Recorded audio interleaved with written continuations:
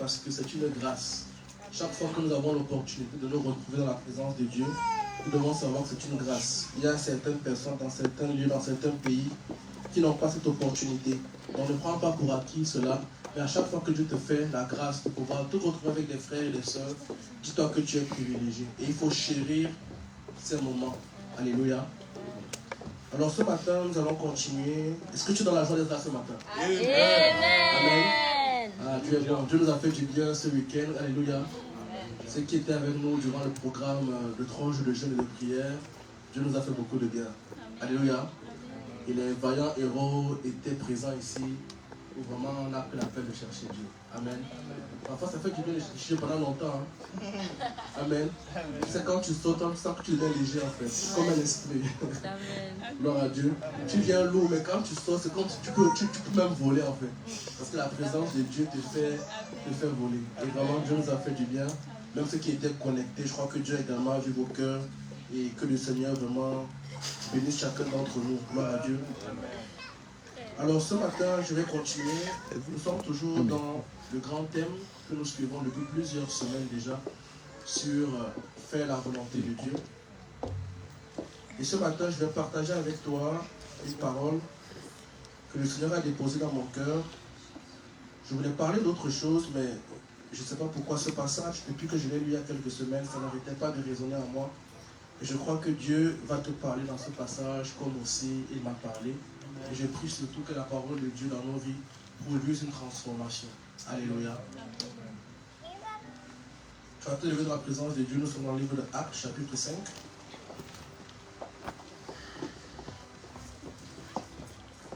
Les passages que nous aurons à lire aujourd'hui seront principalement dans deux versions de Bible, notamment dans la version français courant.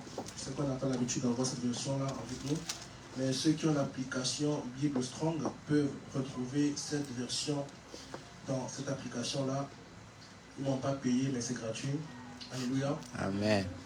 Donc, Bible Strong, nous serons dans la version français courant et nous serons dans la version Semeur. Nous voulons honorer la parole de Dieu. Si tu peux tenir debout, tu te tiens debout. Actes chapitre 5, je vais commencer au premier verset. Je vais lire jusqu'au verset 5. Dans la version français courant, il est écrit au premier verset: mais un homme appelé Ananias, dont la femme se nommait Saphira, vendit d'accord avec elle un terrain qui leur appartenait. Il garda une partie de l'argent pour lui et alla remettre le reste aux pieds des apôtres. Sa femme le savait. Alors Pierre lui dit: Ananias, pourquoi Satan a-t-il pu s'emparer de ton cœur? Tu as menti au Saint-Esprit et tu as gardé une partie de l'argent rapporté par ce terrain. Avant que tu le vendes, il était à toi. Et après que tu l'as vendu, l'argent t'appartenait, n'est-ce pas? Comment donc as-tu pu décider de commettre une telle action? Ce n'est pas à des hommes que tu as menti, mais à Dieu. En entendant ces paroles, Ananias tomba et mourut. Et tous ceux qui l'apprirent furent saisis d'une grande crainte. Les jeunes gens vinrent envelopper le corps, puis ils l'emportèrent et l'enterrèrent. Environ 3 heures plus tard, la femme d'Ananias entra sans savoir ce qui s'était passé. Pierre lui dit: dis-moi, avez-vous vendu votre terrain pour telle somme? Elle répondit: oui, pour cette somme-là. Alors Pierre lui dit: comment donc avez-vous pu décider ensemble de défier l'Esprit du Seigneur? Écoute, ceux qui ont enterré ton mari sont déjà à la porte et ils vont t'emporter toi aussi. Au même instant, elle tomba aux pieds de l'apôtre et mourut. Les jeunes gens entrèrent et la trouvaient morte. Ils l'emportèrent et l'enterrèrent auprès de son mari. Toute l'église et tous ceux qui apprirent ces faits furent saisis d'une grande crainte. Que l'Éternel bénisse sa parole. Amen. Nous allons lire un second passage avant de nous asseoir, si vous me le permettez. Nous sommes dans le livre de Proverbes chapitre 4 et nous allons lire le verset 23.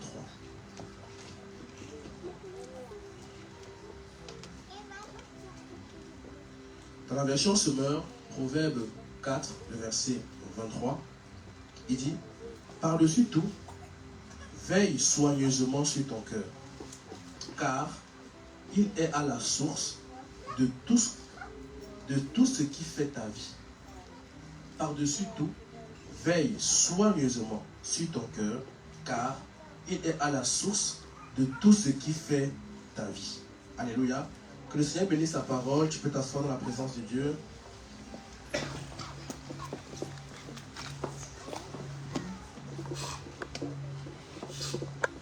Alors le sous-thème de ma prédication de ce matin, c'est garde ton cœur.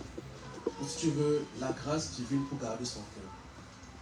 Garde ton cœur. C'est ce sur quoi j'aimerais nous encourager pendant les 40 prochaines minutes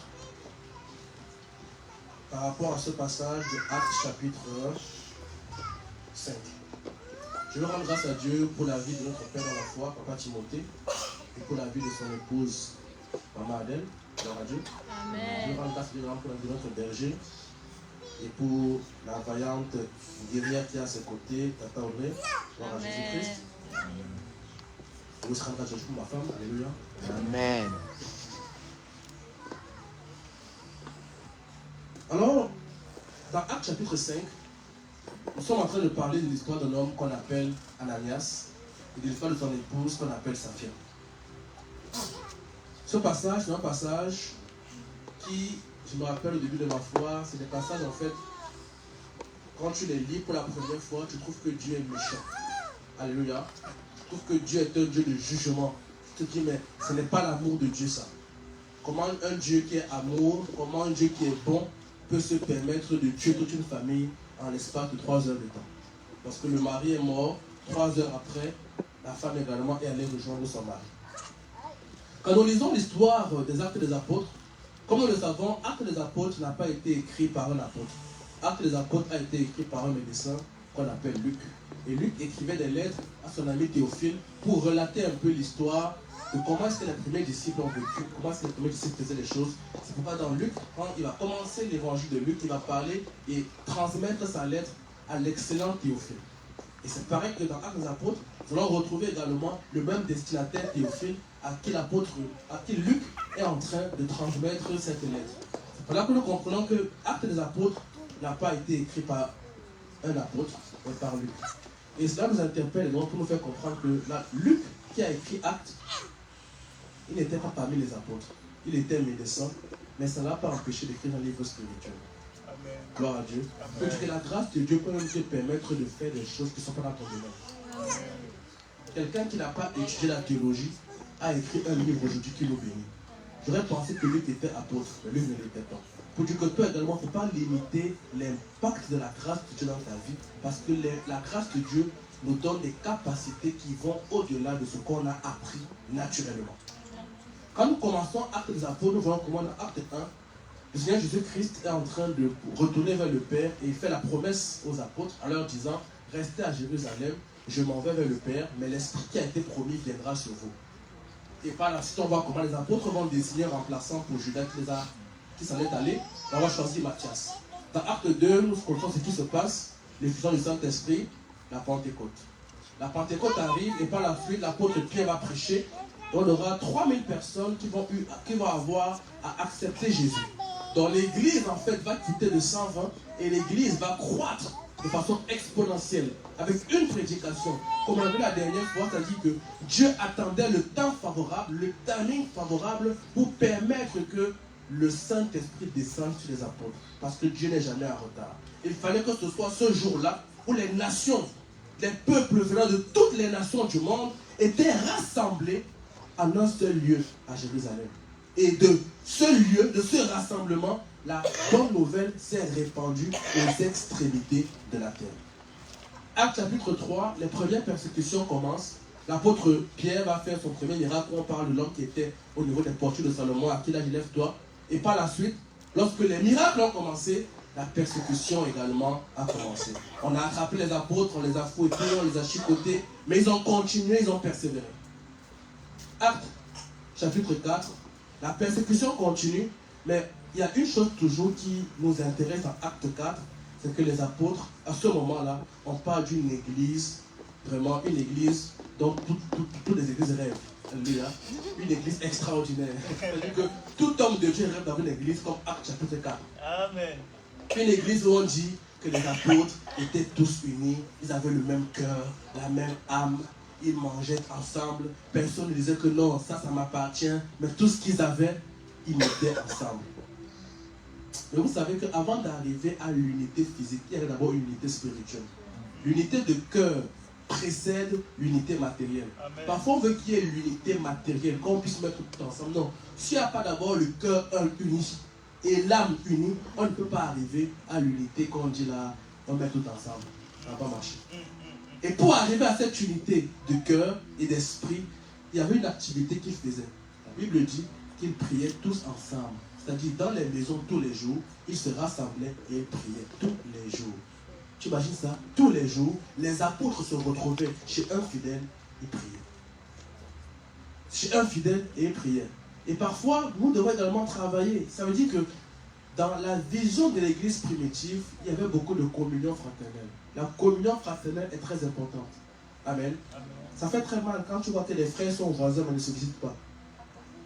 Alléluia. Amen. Amen. Il y a des personnes qui sont voisins à l'église mais qui ne se visitent pas. Ce n'est pas l'amour de Dieu ça. Amen. Dans le plan de Dieu, la communion fraternelle est importante. La Bible dit que lorsqu'il est deux agréables pour les frères de demeurer ensemble, c'est là que le Seigneur répand la prédication. Ce n'est pas toujours lorsqu'ils prient, c'est lorsqu'ils demeurent ensemble. Lorsqu'on se voit, on discute. C'est suffisant pour que la grâce de Dieu descende. Amen. Parce que nous on est bloqué que nous on se voit là seulement prier, non. L'unité de cœur ne vient pas seulement par la prière, mais ça vient également par la communion fraternelle. Amen. Donc c'est très important pour nous également de travailler la communion fraternelle. Donc dans Acte 4, on nous parle de cette église modèle, cette église en fait, dont tout le monde rêve, une église qui est unie de cœur, une église qui prie ensemble, une église dont les frères et les sœurs en fait partagent tout. Mais Acte chapitre 5 vient un peu comme un virus, comme une anomalie. Comment dans une église pareille se trouve-t-il qu'il y a deux personnes qui vont être tuées? C'est bizarre. Une église qui nous est décrite dans Acte chapitre 4 comme une église parfaite, où tout le monde est uni, où tout le monde est ensemble, où tout le monde prie ensemble tous les jours, où tout le monde partage la parole ensemble, la fraction du pain. On nous parle de deux hommes, d'un couple, Ananias et Saphira. Bien aimé, il ne s'agit pas de Ananias qui a baptisé l'apôtre Paul, hein. Gloire à Dieu. Certains vont dire que non, Ananias aussi a baptisé. Non, mais ce n'est pas le nom Ananias. Parce que lui, il est mort. Ananias, là, il était encore vivant. Gloire à Dieu. Non, pas confondre. Ce n'est pas dans la même temporalité. On nous parle de deux personnes, Ananias et Saphira, qui sont membres de cette église-là. Mais bien qu'ils soient membres de cette église-là, en eux, on va trouver un comportement qui n'est pas digne du Seigneur Jésus-Christ. En eux, on va trouver une caractéristique qui n'a pas plu au Seigneur Jésus-Christ. Et Dieu, ce matin, veut nous aider à pouvoir ne pas commettre la même erreur que Ananias et Saphira, ils ont commis. Gloire à Dieu. Quand nous lisons le passage, il y a une chose qui nous intrigue. Au verset 3, la Bible dit que lorsque l'apôtre Pierre est venu et que Ananias est allé vendre le terrain, je me suis dit certainement, le couple, c'est un couple qui était un peu aisé. Parce qu'on n'a pas dit qu'ils ont vendu le terrain, on a dit qu'ils ont vendu un terrain. Il est possible qu'ils avaient plusieurs terrains. Gloire à Dieu.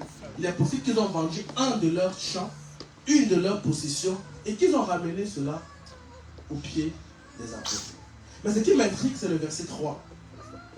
Au verset 3, la Bible dit, Pierre lui dit, Ananias, comment as-tu pu laisser Satan envahir à tel point ton cœur?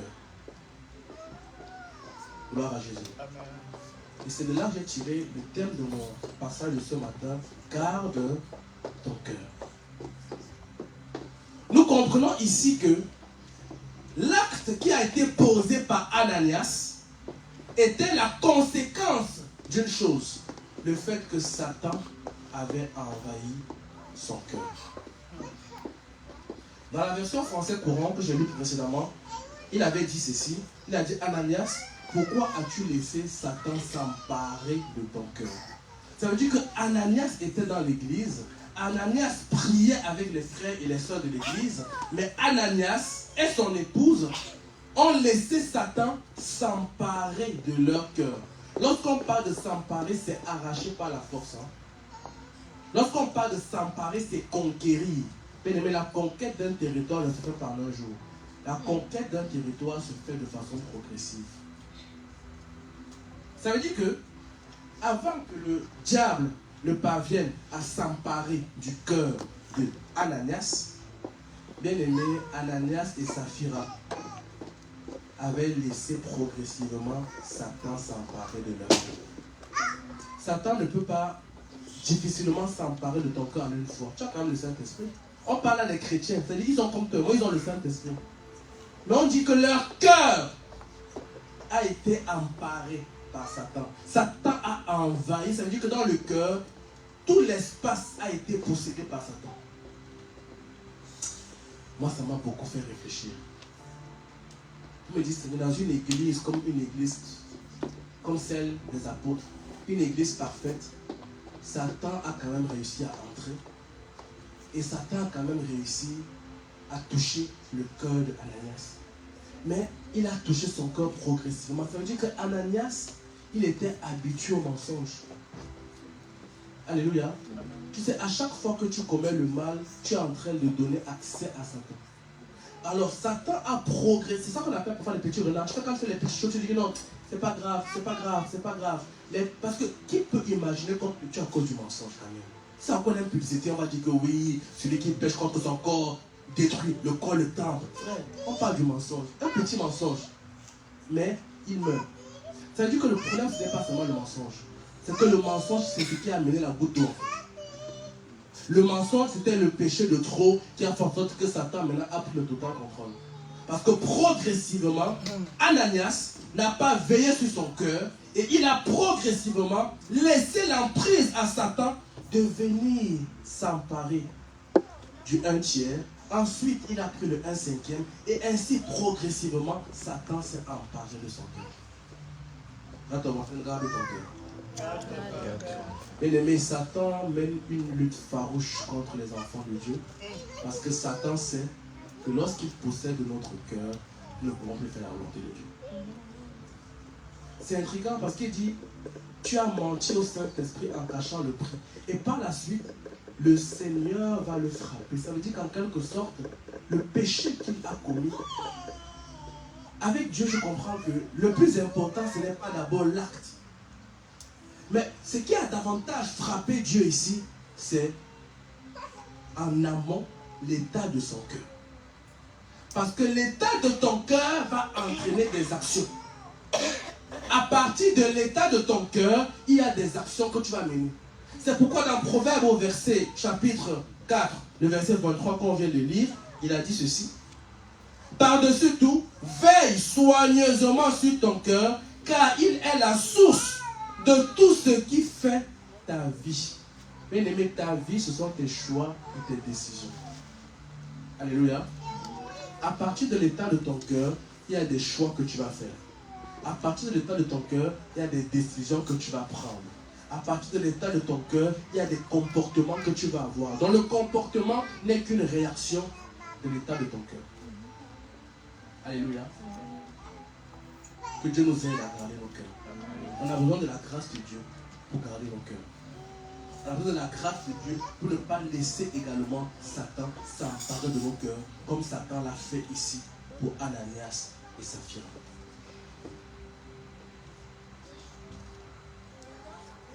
Bien aimé, Dieu prend plaisir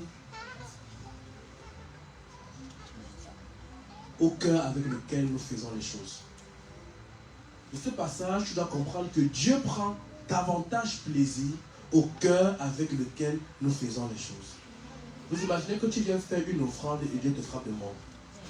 Imaginons un peu. Tu viens faire une offrande et l'offrande que tu fais conduit à ta mort. Ce n'est pas logique en fait. Toi, ce n'est pas logique. Ce n'est pas logique. Comment une offrande?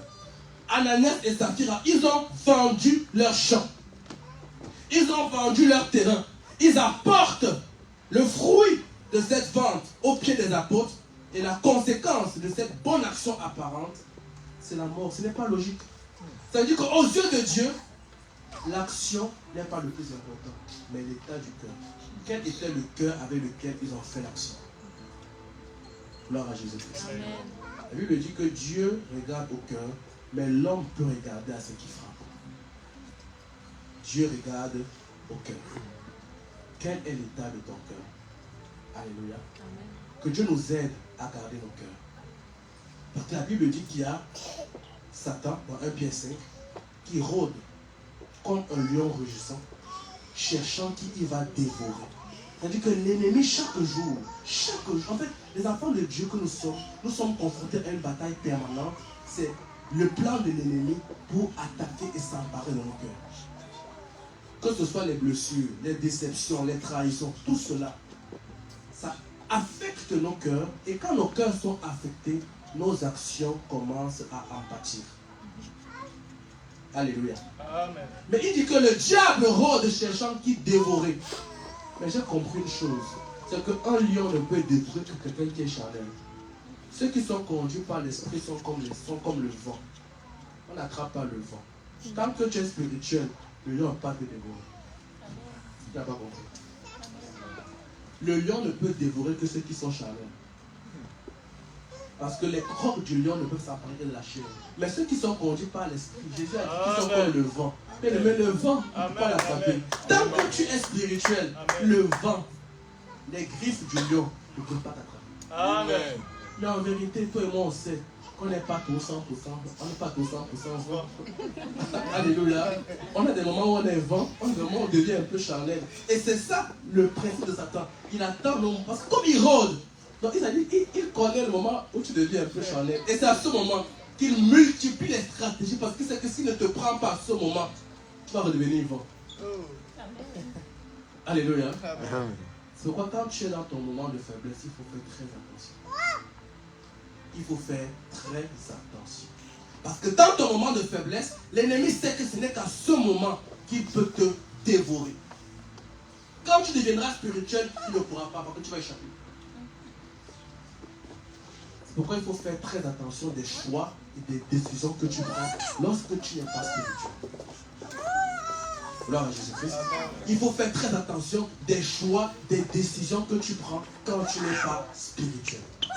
Parce que de ces choix et de ces décisions, il y a une conséquence qui va en découler. Alléluia. Amen. Que Dieu nous aide. Amen. Que Dieu nous aide. Amen. Vous savez, quand je préparais ce message, dans mon cœur, je priais pour le Seigneur. Moi-même, fais-moi grâce. Amen. Gloire à Jésus. Amen. Parce que bien aimé, le cœur de personne. Vous savez, le cœur, ce n'est pas la cire. Le cœur, c'est le cœur. Alléluia. Le cœur de l'homme, c'est le cœur. Le cœur est fragile. Le cœur est sensible. Le cœur, parfois, est facilement triste. Le cœur de l'homme, c'est le cœur. Le cœur est fragile. Si tu ne gardes pas ton cœur, tu vas te rendre compte que dans ton cœur, tu vas commencer à m'agacer des choses qui sont fragiles. Et même quand on va voir tes actions, toi, tu ne vas pas comprendre tes actions. Mais en fait, tes actions vont juste te révéler que ton cœur est blessé. Parce que parfois, il y a des choses qu'on fait, toi, tu ne sais pas. Mais c'est juste parce que si on creuse, il y a un petit blessure qui est là. Que Dieu t'aide au nom de Jésus. Amen. Que le Seigneur nous restaure au nom de Jésus. S'il y a des blessures dans ton cœur, s'il y a des choses dans ton cœur qui t'ont fait mal, je prie qu'alors que tu écoutes ce message, que le Saint-Esprit te console et qu'il restaure ton cœur au nom de Jésus. Ne peux pas laisser ton cœur entre les mains, entre les griffes de l'ennemi. Et quand nous continuons, ce qui nous intéresse ici, nous comprenons donc une chose, c'est que le péché, lorsqu'une personne pêche, le péché tire son origine du cœur. Dans l'acte du péché, ce n'est pas d'abord le plus grave. Parce que l'acte, c'est comme le fruit. Si la racine n'est pas traitée, le fruit continuera à produire. C'est pourquoi lorsque tu veux travailler, il faut d'abord travailler à ton cœur. Le grand travail qu'il faut faire, c'est d'abord travailler à ton cœur. Une fois que quand ton cœur prend plaisir à quelque chose, Dieu ne peut pas te délivrer de ça. Un péché dont ton cœur prend plaisir, ton cœur prend plaisir à un péché, Dieu ne peut pas faire des prières qu'on fait. Même Dieu sait que ça n'a pas marché. Il faut que le cœur prenne plaisir. Il faut d'abord que Dieu enlève Dieu détache ton cœur de ça. Amen. Il faut prier que Dieu détache. Parce que tant que ton cœur est attaché, le fruit va toujours être produit au nom de Jésus. Alléluia. Et comme je disais tantôt, quand nous regardons ce passage, la première question qu'on se pose, on se dit, Dieu est un Dieu de jugement. Comment Dieu peut frapper ainsi deux chrétiens? Comment Dieu peut frapper ainsi deux personnes qui aiment Dieu? Comment Dieu peut frapper ainsi deux personnes qui servent? Comment Dieu peut frapper ainsi deux personnes qui sont pourtant à l'église? Deux personnes qui sont pourtant dans une communauté qui est très spirituelle. Mais Dieu n'est pas un Dieu de jugement. Moi, je ne crois pas que notre Dieu est un Dieu de jugement. J'ai compris qu'on ne sert pas Dieu par peur. On sert Dieu par amour. On aime, l'amour qu'on a pour Dieu, ce n'est pas parce qu'on a peur. Vous savez, parfois vous avez pour quand on évangélise, on dit que non, il y a l'enfer. En fait, quelqu'un ne vient pas à Dieu à cause de l'enfer. Ou quelqu'un ne reste pas. Non, ce qui nous fait rester à Dieu, c'est vrai, il peut y avoir l'enfer. Mais c'est l'amour. Moi, je crois que ce qui nous garde, c'est l'amour. C'est l'amour. Quand tu es conscient de l'amour de Dieu, comme Jésus-Christ a dit, celui à qui on a beaucoup pardonné, il aime beaucoup. Quand tu es davantage conscient de toutes les fautes, de toutes les choses dont Dieu t'a pardonné, tu aimes davantage Dieu. Ce n'est pas la peur du châtiment. C'est le bébé qui a peur de la chicotte. Mais quand tu grandis, la chicotte ne fait plus peur. Alléluia. Tu n'as plus peur du fouet. Donc si on dit qu'on veut te taper, tu vas dire tape. Tu as besoin d'un autre discours. Parce que quand tu es enfant, la chicotte peut te faire peur. Mais quand tu grandis, la chicotte ne fait plus peur. Maintenant, c'est le dialogue. Alléluia. C'est le dialogue qu'il faut utiliser. Ce n'est pas les menaces. Non, c'est le dialogue. Pas menacer les gens. Alléluia. C'est l'amour. Pas menacer. C'est l'amour. Que Dieu nous aide. Je suis en train de dire que Dieu n'expose pas. Je me rappelle au début de ma foi, quand parfois je péchais, j'avais toujours peur en me disant que si Dieu m'expose, je suis un peu ce genre de pensée que non, si Dieu m'expose, si Dieu, c'est pas qu'il y avait les frères qui voient mon péché, c'est pas si Dieu ouvre leurs yeux. Tu vois, quand tu es là, est-ce qu'il a vu? Est-ce qu'il a vu quelque chose? Est-ce qu'il a vu? Oh Jésus! Est-ce qu'il a vu? Moi, ça m'est déjà arrivé. Alléluia. Et quand tu pries les gens, mais même quand tu dis, pour toi, tu as peur que mon frère fasse pour moi. Dieu peut t'ouvrir les yeux, tu vois quelque chose qui n'est pas bien. Donc, en fait, parfois, tu es gêné. Quand on veut prier pour toi, tu n'es pas bien. Tu te dis, il peut voir des choses qu'il ne doit pas voir. Non, moi, je ne crois pas. Non, ce n'est pas biblique. Dieu n'expose pas. Amen. On va lire un passage qui va confirmer ce que je te dis. Parce que pourquoi je prends cet exemple? Parce que là, nous voyons comment Dieu a exposé un homme et sa femme. Publiquement, devant toute l'assemblée, Dieu a dit, pourquoi avez-vous résolu à mentir à l'Esprit de Dieu? C'est-à-dire, devant tout le monde, Dieu a frappé et le jugement a été public. Pourquoi est-ce qu'on en est arrivé là? Ce que je voudrais te faire comprendre, c'est que lorsqu'on en arrive là, c'est parce que Dieu a déjà au préalable parlé dans le secret et la personne n'a pas écouté. À chaque fois que Dieu t'expose, c'est parce que Dieu t'a parlé en secret, tu n'as pas écouté. À chaque fois que Dieu t'expose, c'est parce que Dieu même a parlé à une personne et tu n'as pas écouté.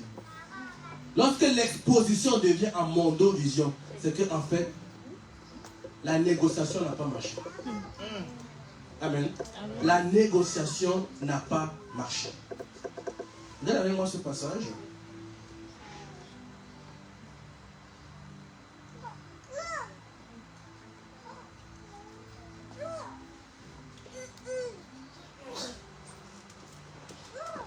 Proverbe chapitre 18, à partir du verset 15, c'est un principe spirituel. Nous sommes l'épouse de Christ, vous savez.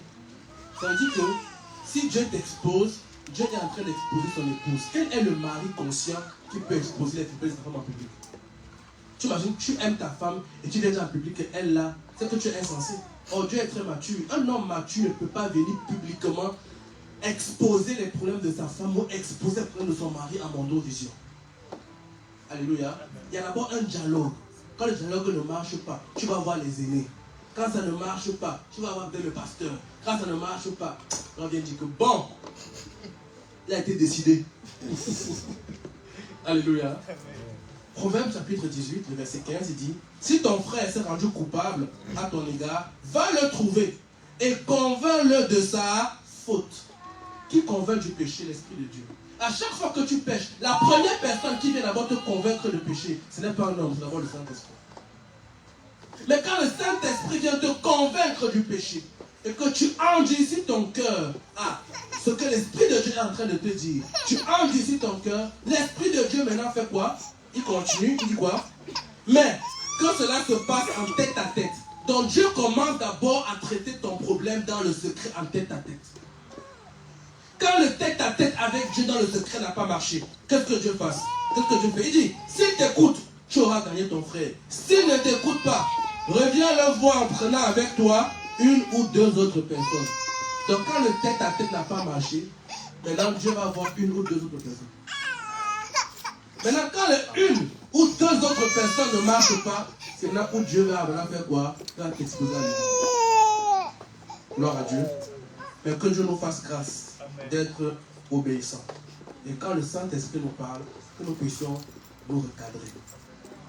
Parce que personne n'est à l'abri. Que quand le Saint-Esprit nous parle, que nous n'ayons pas besoin que nos faiblesses soient exposées. Parce que vous imaginez, si tu devais exposer tes faiblesses à tout le monde, c'est que la vie est bizarre. Tu imagines ça?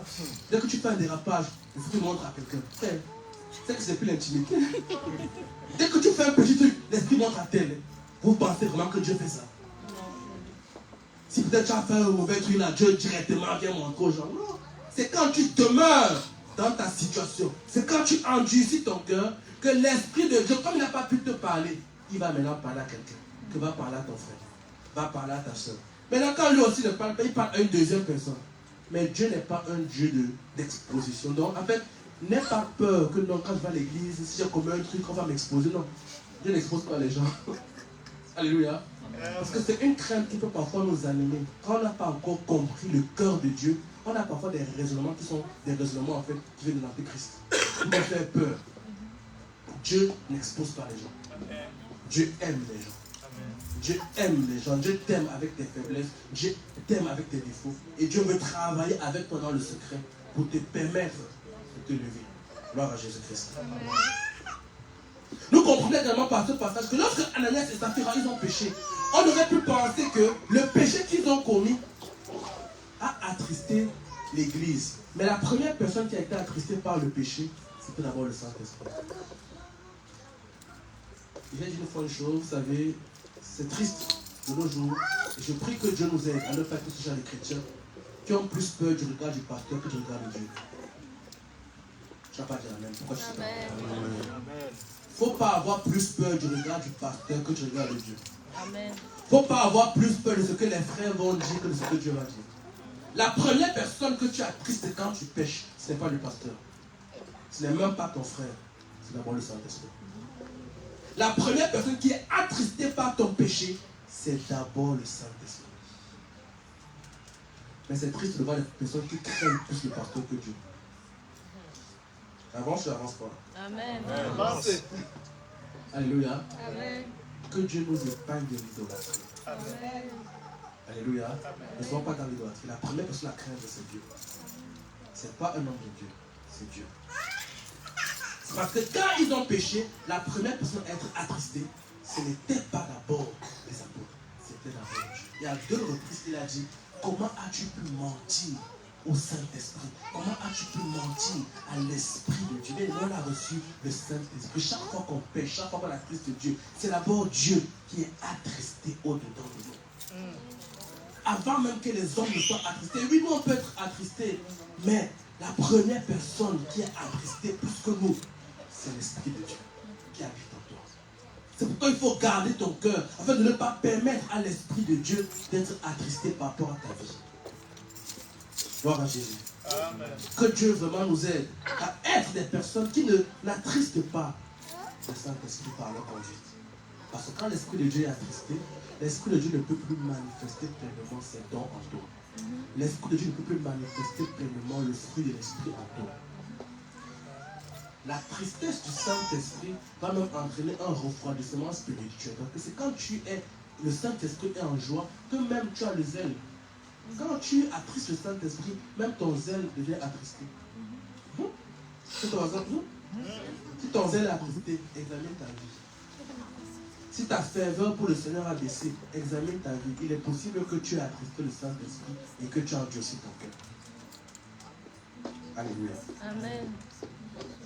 Et quand je méditais également sur ce passage, sur l'histoire d'Ananias et Saphira, il y a une chose qui m'a interpellé.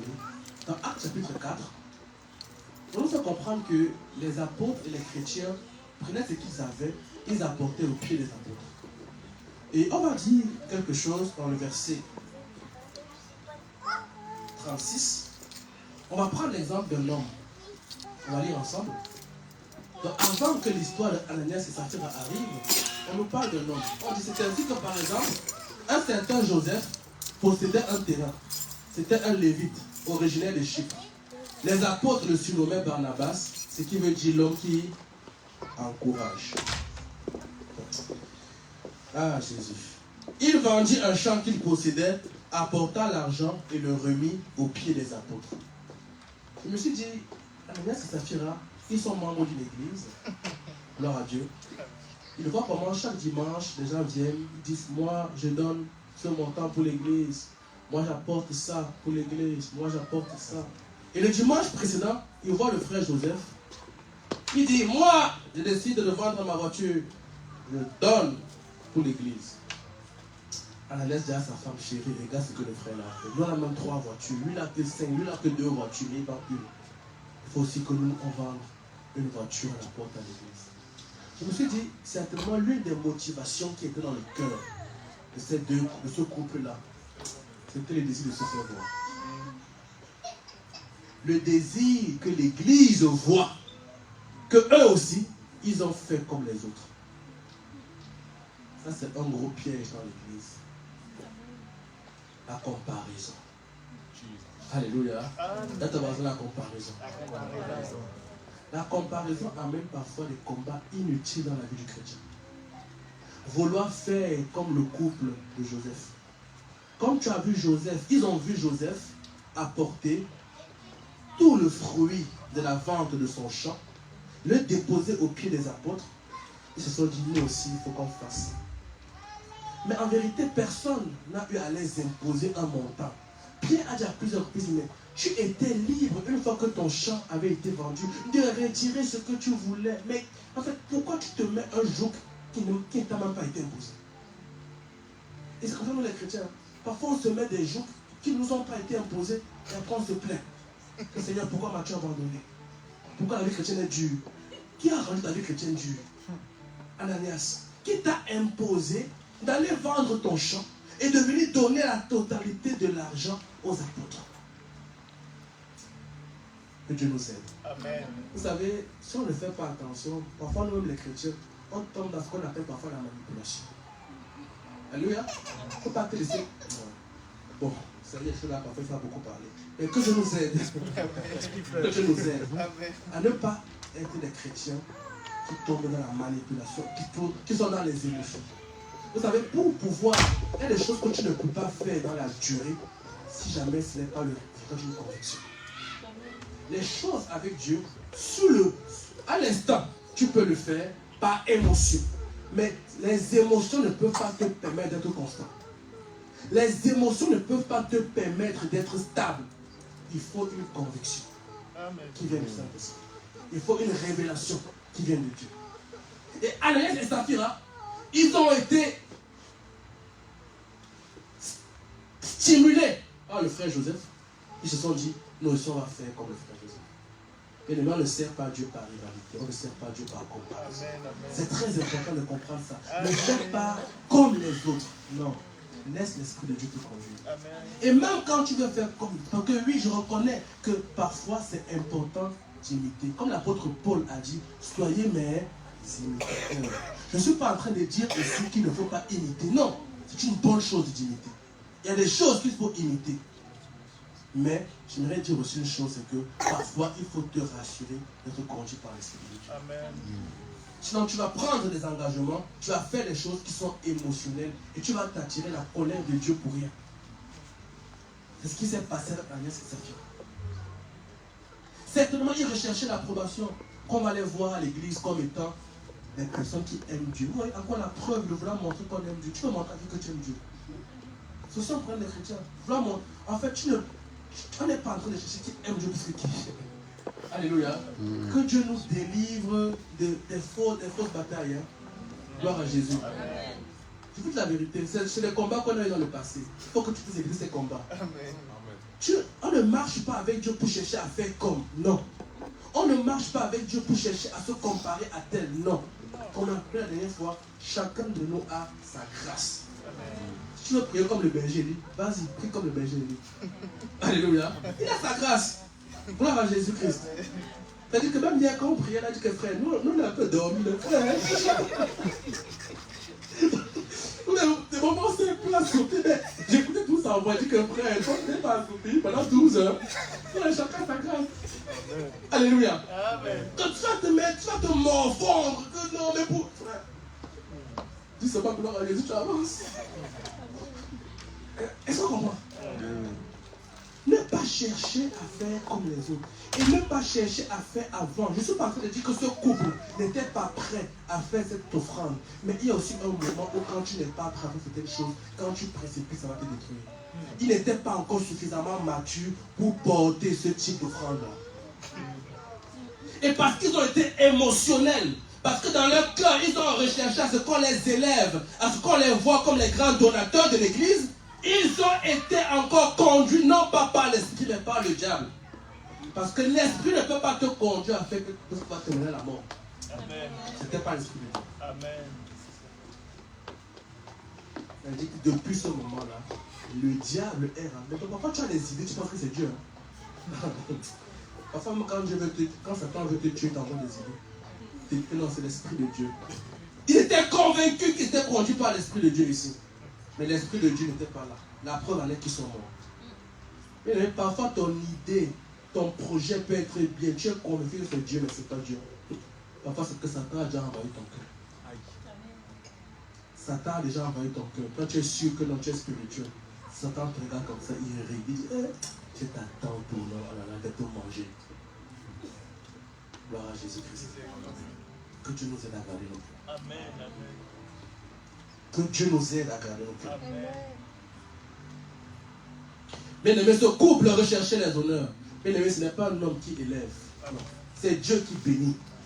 C'est un homme, ce n'est pas un homme. Faut pas chercher. Il me dit, chercherai-je encore à plaire aux hommes? Vous savez, parfois, il y a des choses qu'on fait. Parfois, ce n'est pas pour plaire à Dieu, c'est pour plaire à l'homme de Dieu. Alléluia. Alléluia. Je dis pas amen. Hein? Amen. Oh, mon Dieu.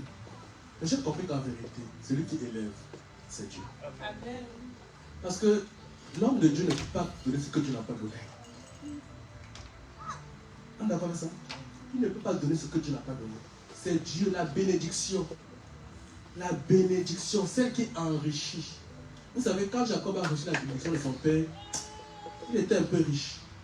Mais quand celle qui venait de Dieu est arrivée, là il était maintenant prospère. Quand l'homme te bénit, tu peux avoir les titres, tout ça. Mais quand Dieu qui te bénit, là, ça stabilise. Il ne faut pas rechercher, il faut faire attention. Parce que parfois, il faut faire attention. Que Dieu nous aide. Que Dieu nous aide à garder nos cœurs. Et ce couple-là, je me suis dit, dans leur cœur, certainement, il y a aussi la convoitise. Tu vois, ils voulaient être bien vus à l'église, comme des frères très très spirituels, qui donnent, qui apportent, qui se sacrifient. Gloire à Jésus. Non, ils se sacrifient. Dans leur sacrifice, ils sont morts. Jesus. Il y a des sacrifices que même pour les faire, là, il faut avoir une certaine stabilité. Amen. Sinon, tu vas finir sacrifier, tu vas murmurer contre Dieu.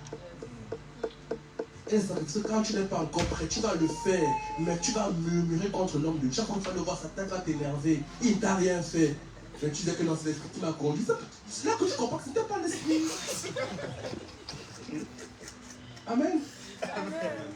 Alléluia. Amen. En fait, c'est les combats que parfois nous rentrons dedans. Et après on se dit, mais qui m'a envoyé dedans en fait?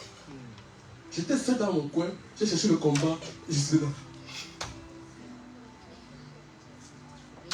En fait, des bons frères, des très bons frères. Mais juste l'orgueil, le désir de se faire voir, le désir de paraître, le désir que le pasteur m'a dit, bravo, tu es un bon donateur, fidèle séducteur. Ils sont morts. Que Dieu nous aide à garder nos cœurs, à rechercher à plaire à Dieu et non pas aux hommes. Alléluia. Et quand nous continuons, Et une chose m'intrigue, c'est quand on parle de la femme, de cet homme.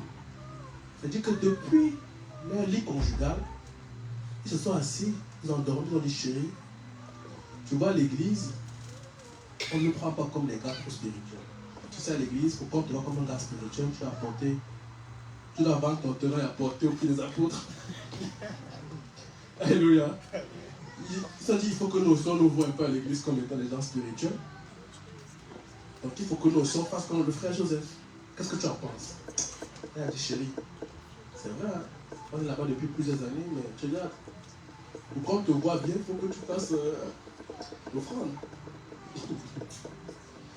Dans la chambre, ils ont pris une décision. Tous les deux. D'accord avec quelqu'un de mon chéri, voilà ce qu'on va faire. Toi et moi, c'est qu'on n'est pas spirituel, on va faire genre. On va aller vendre le terrain et on va dire que c'est pour l'argent qu'on vient déposer. Tous les deux s'arrangent. Ah, Seigneur Jésus. Elle a dit, femme, je suis maison, mais pas le mensonge. C'est-à-dire que femme, sois soumise à ton mari, mais sois d'abord soumise à Dieu. Elle a dit que je suis soumise dans le mensonge. C'est rien, non. Elle a accompagné son mari dans le... Parce que quand le mari est mort, si elle avait eu quand même la présence d'esprit, elle aurait dit, la vérité, non, pasteur, tu sais, le prix qu'on a donné là, c'est pas le vrai prix. Elle a demandé, elle a dit, non, non, non, c'est ça, c'est ça. C'est-à-dire qu'elle aussi, Satan avait gagné son cœur. Un couple pareil. C'est-à-dire un couple, tous les deux, Satan a gagné leur cœur. Ils sont devenus insensibles à l'esprit. Parce que l'esprit de Dieu ne peut pas te laisser prendre une décision qui va t'amener à la mort. C'est impossible.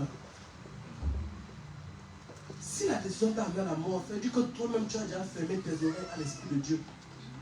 Tu as bouché les oreilles, tu ne veux rien entendre. Tu as résolu dans ton cœur de faire ça. Et Saphira s'est retrouvée là. Elle a dit, ok chérie, faisons comme tu as dit. Bien aimée femme, sois soumise à ton mari, mais d'abord au Seigneur. Amen. Alléluia. Amen. La soumission au Seigneur passe au-dessus de la soumission à ton mari. Il faut que ton mari te manipule. Gloire à Jésus. Amen. Non, la Bible a dit, ça y est, même les païens, hein, et que tu vas les païens, s'il y a un verset que les hommes païens connaissent, c'est ça. C'est femme, soyez soumise à mon mari. Il a dit que même s'il ne lit pas la Bible, au moins le verset, il te dit que femme, femme, femme. La Bible a dit, femme, soyez soumise à mon mari. Mais il faut d'abord être soumis au Seigneur. Amen. Dans le fait de suivre son mari, elle a désobéi à Dieu et la mort ne l'a pas épargnée. Là, je comprends qu'elle-même, en fait, dans son cœur, elle avait résolu, dans son cœur à elle. Donc, ce n'était pas une païenne, c'était pas non. Elle aussi, elle était de l'église, elle était mature, elle aussi, elle baignait dans les enseignements, la prière, tout ça. Donc, elle était aussi spirituelle.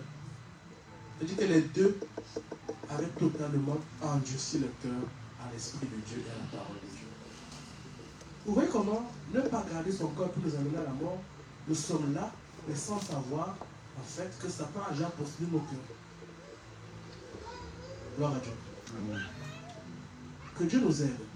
Que Dieu nous aide. Amen. Parce que le cas de Ananias et le cas de Saphira, c'est un cas qui peut arriver à chacun d'entre nous. Si nous ne faisons pas attention, si nous ne gardons pas nos cœurs, nous pouvons nous retrouver comme ce couple. Gloire à Jésus. Amen. Je vais terminer par là.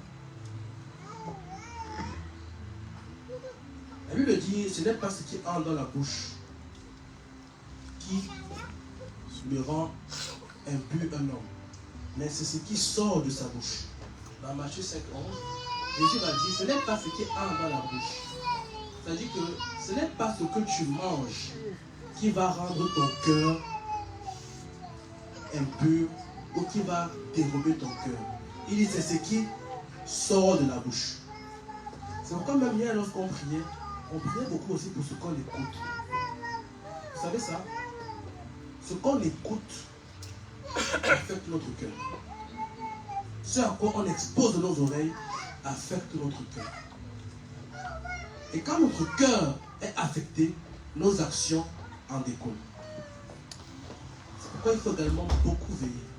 Quand tu veux garder ton cœur, tu dois beaucoup veiller ce que tu écoutes. Beaucoup veiller ce que tu regardes.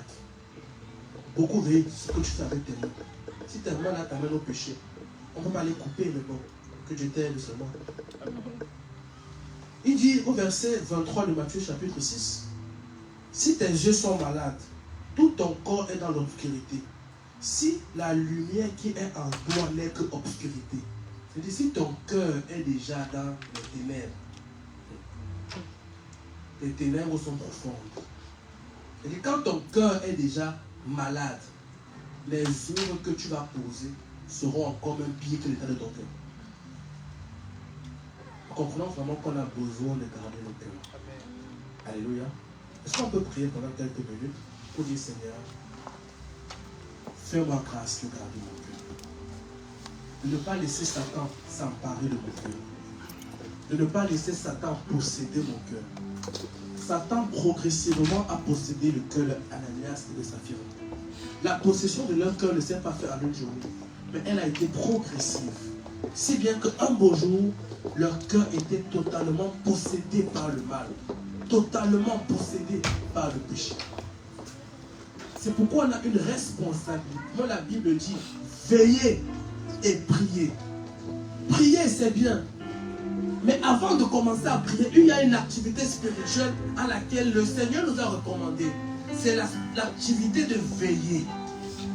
Veiller, veiller. Lorsque tu veilles, ça veut dire que tu sais que tu as quelque chose de précieux sur lequel tu dois prendre soin. La prière parfois vient comme une réaction. Mais quand tu es quelqu'un qui veille, ça t'évite des prières réactionnaires. Ça t'évite des prières de destruction. Parce que tu as d'abord veillé en amont. Plusieurs cas dans la Bible sont tombés parce qu'ils n'ont pas veillé. Adam est tombé parce qu'il n'a pas veillé sur Ève. Ève a mangé. David est tombé parce qu'il n'a pas veillé. Alors qu'on sort également d'un programme de 3 jours, alors que la vie continue, on a besoin de veiller. On a besoin de veiller. Veiller sur nos cœurs, veiller sur nos vies. Afin de ne pas laisser l'ennemi venir détruire tout ce qu'on a bâti. Détruire tout ce qu'on a fait. Détruire le dépôt de Dieu en nous. Détruire nos vies. Oh Père de toute grâce, Seigneur Jésus, je te dis merci pour ta parole. Merci Père pour cet encouragement que tu nous donnes ce matin. Papa, je vais te demander une grâce. Toi, le cœur de toute grâce, la source de toute grâce. Papa, fais-nous grâce. Je demande sa grâce dans nos vies. La grâce de garder nos cœurs. La grâce de garder nos cœurs. Fais-nous grâce, Papa, de savoir garder nos cœurs. Fais-nous grâce de garder nos cœurs, Seigneur. Fais-nous grâce de garder nos cœurs. Fais-nous grâce, Père, de garder nos cœurs. Accorde-nous cette grâce de savoir garder nos cœurs. De savoir veiller sur nos cœurs. De savoir garder nos cœurs. Parce que tu nous as dit que tout ce qu'on fait découle de là. Tous nos choix, nos décisions, nos comportements, nos réactions découlent de nos cœurs. Oh Père, ne permets pas que ce que tu n'as pas semé puisse encore germer en nous. Apprends-nous, Papa, à garder nos cœurs. Garder nos cœurs du mal. Garder nos cœurs du mal. Garder nos cœurs du péché. Garder nos cœurs de ce qui ne t'honore pas. Oh Père, je te le demande. Je te supplie. Je te le demande. Dans le nom de Jésus. Dans le nom de Jésus. Dans le nom de Jésus. Je prie, Père, dans le nom de Jésus. Que là où il y avait des choses dans nos cœurs que tu n'as pas plantées, là où tu peux mettre ta main dans ton cœur, prie pour ton cœur pendant quelques minutes. S'il y a des choses dans ton cœur que tu reconnais, ce n'est pas de Dieu, toi-même tu sais, tu peux prier pendant quelques minutes. Si dans ton cœur il y a la confusion, si dans ton cœur il y a le doute, si dans ton cœur il y a le brouillard, tu peux mettre ta main sur ton cœur pendant quelques minutes et prier, demander la grâce de Dieu. Demande encore cette grâce dans ton cœur. Demande la grâce, la clairvoyance. Demande la grâce, la clairvoyance. Demande que sa lumière éclaire. Que sa lumière éclaire. Demande que le consolateur console. Si dans ton cœur tu as été blessé, si dans ton cœur tu as été attristé, si dans ton cœur il y a des choses qui t'ont offensé, la bonne nouvelle c'est que le Saint-Esprit, c'est l'esprit de consolation qui peut te consoler. Tant que tu restes dans cet état, les œuvres ne seront que la conséquence de l'état de ton cœur. Tu as besoin de laisser l'Esprit de Dieu réparer ce qui a été endommagé, la confiance qui a été brisée. Tu as besoin que l'Esprit de Dieu répare. Oh Père de toute grâce, alors que nos mains sont sur nos cœurs, je prie dans le nom de Jésus. Restaure nos cœurs, guéris nos cœurs, guéris nos cœurs. Ce que tu n'as pas planté, arrache. Ce que tu n'as pas semé, déracine. Je te le demande dans le nom de Jésus. Cher Saint-Esprit, esprit de consolation, console nos cœurs, guéris nos cœurs. Là où nos cœurs sont malades, meurtris. Parfois nos œuvres, nous ne les comprenons pas. Nous ne comprenons pas pourquoi nous avons de la haine vis-à-vis des personnes. Pourquoi nous avons de l'aversion vis-à-vis de certaines choses. Esprit de Dieu, console nos cœurs, guéris nos cœurs, répare nos cœurs. Je te le demande ce matin. Je t'en supplie ce matin. Guéris nos cœurs, par la puissance de ton esprit. Manifeste ta grâce dans nos cœurs. Relâche ta puissance dans nos cœurs. Je te le demande, Père, dans le nom de Jésus. Je te le demande ce matin dans le nom de Jésus. Je te demande ce matin dans le nom de Jésus. Merci pour ton œuvre dans nos cœurs. Merci pour ton œuvre de restauration dans nos cœurs. Que ton nom soit glorifié. Que ton nom soit élevé. Dans le nom de Jésus-Christ. Amen. Alléluia. Gloire à Jésus-Christ. Est-ce que tu as pris la décision de garder ton cœur désormais? Amen. Que l'Esprit de Dieu nous aide à garder nos cœurs. Amen. Nous sommes arrivés à la prochaine étape de notre culte. Nous allons préparer nos offrandes afin d'apporter au Seigneur ce que nous avons résolu de lui apporter en signe de reconnaissance et de gratitude. Donc, je vais laisser la chorale nous conduire dans un temps de louange alors que nous sommes debout pour honorer le Seigneur, que ce soit avec nos pas de danse, que ce soit avec nos offrandes, faisons-le avec joie. Que celui qui donne, donne avec joie. Amen. Alléluia. C'est la chorale de nous conduire durant ces instants. My God is good, oh. My God is good, oh. My God is good, oh. In the morning when I wake up, I will sing to you my praise, my Lord. I will shout, I will dance to you. You have been my help forever, ever.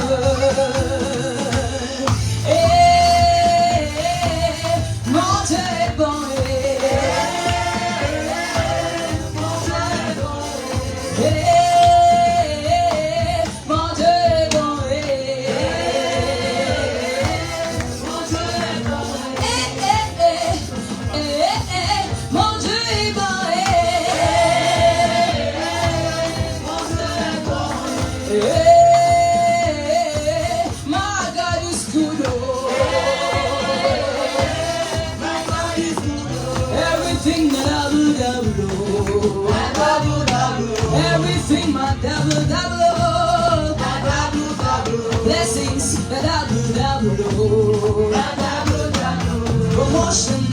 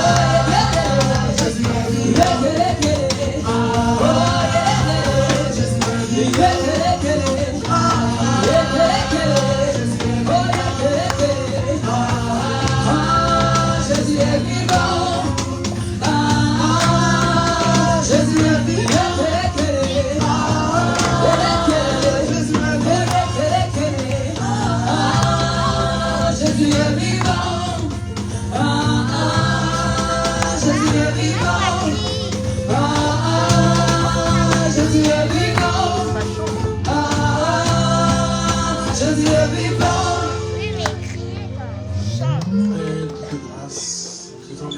ce matin pour toutes ces offrandes et ces dîmes qui ont été apportées dans ta maison. Je prie, Père, dans le nom de Jésus-Christ, selon ce qui est écrit dans Malachie, chapitre 3. Tu as dit que ceux qui apportent leurs dîmes et leurs offrandes te mettent ainsi à l'épreuve et verront que tu ne verras pas pour eux les écluses des cieux. Je prie alors que nous t'avons apporté ce matin nos dîmes et nos offrandes, que tes écluses soient ouvertes sur nos vies dans le nom de Jésus-Christ. Que ta grâce soit surabondante sur l'ensemble de nos activités, dans tout ce que nos mains touchent, dans le nom de Jésus.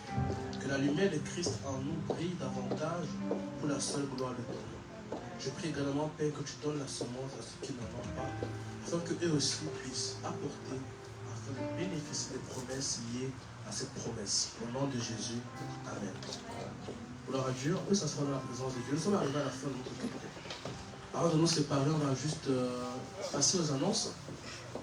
Comme annonce, nous savons que les coachs mettent toujours en congé. Alléluia. Donc les parents continuent à garder leurs enfants en attendant. Alléluia. Et nous continuons nos programmes hebdomadaires. Tous les mercredis, nous sommes là de 19h à 20h30. Et on a beaucoup prié, gloire à Dieu, depuis plusieurs mois, depuis plusieurs semaines, pour demander à Dieu la grâce de. Gloire à Dieu. Ce qui est bien, c'est que lorsque nous demandons, nous croyons que Dieu exauce. Amen. Ça veut dire que la grâce de persévérer t'a été accordée au nom de Jésus-Christ. La grâce de tenir ferme t'a été accordée au nom de Jésus-Christ. Amen. En fait, tu n'as plus d'excuses. On a vu que lorsque Dieu accorde la grâce, en fait, la grâce de Dieu, elle te rend capable, mais elle te pousse au travail. L'apôtre Paul a dit, j'ai fait tout ce que j'ai fait. J'ai travaillé plus que les autres apôtres, non pas moi, mais la grâce de Dieu qui est avec moi.